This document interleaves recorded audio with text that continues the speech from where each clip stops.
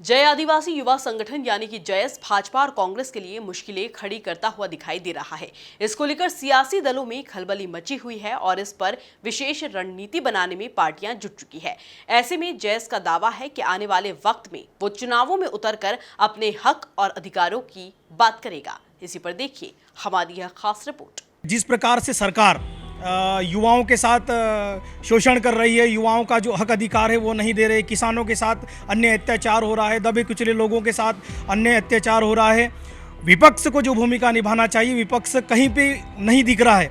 हम लोग विपक्ष अगर अपना काम नहीं करेंगे, हम विपक्ष की भूमिका निभा रहे हैं। और अगर ऐसी आवश्यकता लगी कि हमारे जो राजनीतिक दल है वो अपने मुद्दे से भटक जाएंगे, बेरोजगार युवाओं के मुद्दे अगर नहीं उठाएंगे तो हम विचार करेंगे और हो सके तो हम इंडिपेंडेंट भी लड़ेंगे। हमारी बूथ लेवल पे हमारे कार्यकर्ताओं के साथ हमारी संवाद हो रहे हैं, बैठकें हो रही है, हमारे पूरा खाका तैयार हो रहा है। अगर ऐसा आवश्यकता लगा कि राजनीतिक दलों को जो काम करना चाहिए वो अगर नहीं करेंगे तो हम बिल्कुल इंडिपेंडेंट हो। हम लोग मालवा निमाड़ की जो 22-23 सीटें हैं उन पर अभी फोकस कर रहे हैं। तो सुना आपने, अब भाजपा और कांग्रेस के सामने नई चुनौती आकर खड़ी हो चुकी है।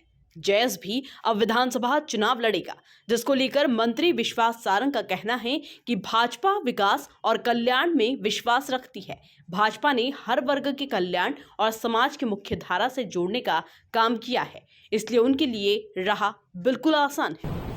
देखिए, भारतीय जनता पार्टी विकास और कल्याण में विश्वास रखती है।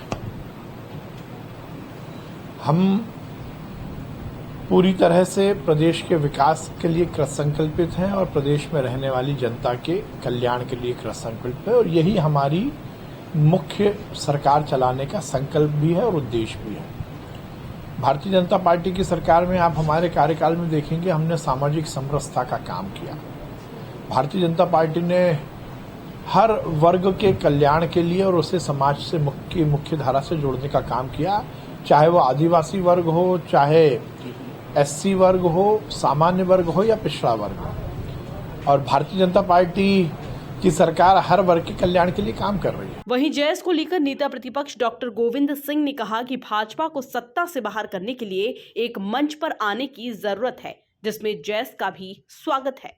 सवाल इस बात का है, कमलनाथ जी ने अपने आदिवासी नेताओं को, विधायकों को बैठ के प्रदेश की आगामी चुनाव के संबंध में चर्चा की। जयस कोई मुद्दा नहीं है, न जयस पे ऐसी कोई विशेष रूप से कांग्रेस पार्टी चिंतित है। समर्थन जो हमें देगा उसका स्वागत है, हम तो तैयार बैठे, जो आए उसका स्वागत।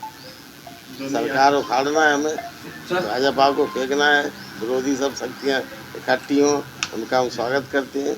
कुछ भी कहें, जयस ने पंचायत चुनाव में अपने प्रतिनिधियों को जिताकर यह साबित कर दिया है कि वो आदिवासी इलाकों में दम रखता है। वहीं आने वाले वक्त में उसकी ताकत में और इजाफा होगा तो स्थिति देखने वाली होगी। Bureau report, MP news, Bhopal.